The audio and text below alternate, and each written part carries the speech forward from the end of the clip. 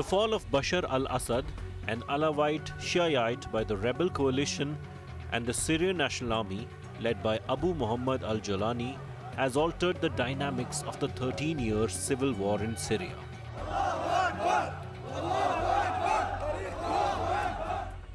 But what happens to the two major key players, Russia and Turkey, who had also played a role in Libya? In Libya, powers like Turkey had sent in troops and drones to the United Nations recognized government of National Accord based in Tripoli, while Russia had backed Haftar's Libyan National Army. Whereas Libya's strategic importance is its largest oil reserves in Africa, and it is located along the Mediterranean coast, Syria houses strategic military bases of Russia, the naval facility at Tartus, and the Khmeimim Air Base. This not only allows Russia to assert itself in the Middle East, but also serves as the logistics hub to support Russian operations in North Africa, including its military contractors in Libya and the Sahel. Turkey, on the other hand, was trying to engage Damascus in finding a solution for Syria and the return of Syrian refugees, which had seen a surge in Turkey.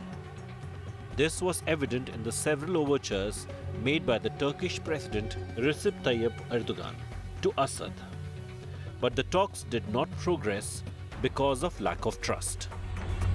Assad believed that Erdogan was supporting the rebel factions, as also the fact that many Assad dissidents had found safe haven in Turkey.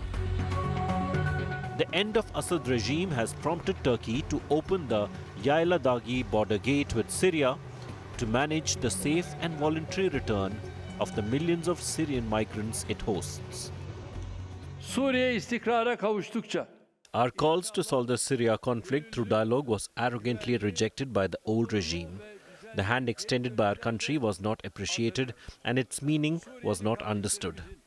Assad ran away, leaving behind a Syria where nearly 1 million people were massacred. 12 million people had to leave and many cities were turned to rubble. bunun şimdiden emarelerini görmeye başladık. In a strange play of geopolitics, while Turkey has supported certain factions, it has also cautioned against the People's Defense Units, the Syrian branch of the Kurdistan Workers' Party, which is believed to have enjoyed the protection of Russia for a long time, and Daesh during this transition period. We have to be watchful during this transition period.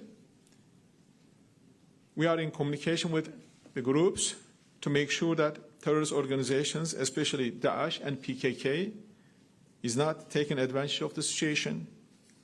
Turkey is committed to continue fight against terrorism. Russia, on the other hand, actively supported Iran and Lebanon-based militant group Hezbollah to save Assad during the 13-year civil war. As Russia faces global sanctions and is being treated as a pariah by the West and Europe, and with its own war raging in Ukraine entering the third year, Putin has to now salvage its strategic military bases in Syria, the naval facility at Tartus, and the Khmeimim Air Base, even though reports suggest that Russian naval vessels have temporarily left the main port in Syria. What is to be seen now is if these key players will stand together against the West, particularly the US gaining ground in Syria, or will they remain opposed to each other, which could lead to further sectarian and factional strife, leading the entire region down a volatile path.